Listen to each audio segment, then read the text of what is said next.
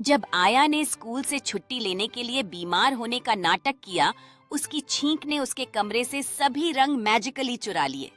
उसके किताबें ग्रे हो गईं, उसके कपड़े अदृश्य हो गए और उसके गोल्डफिश पेंसिल स्केच की तरह दिखने लगे। इसे ठीक करने के लिए उसे सच्चाई बतानी पड़ी।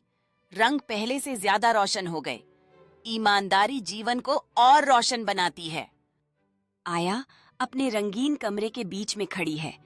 आश्चर्य से उसकी आंखें चौड़ी हैं, जैसे रंग फिर से लौट रहे हैं। उसकी किताबों और कपड़ों पर जीवंत रंग फूट रहे हैं। उसके चेहरे पर खुशी और राहत की चमक है, क्योंकि वह देखती है कि उसका गोल्डफिश अब एक रंग बिरंगे वातावरण में खुश होकर तैर रहा है। आया खुशी खुशी अपने कमरे की सफाई कर रही है। उसके चारों ओर रंगीन किताबें और खिलौने हैं।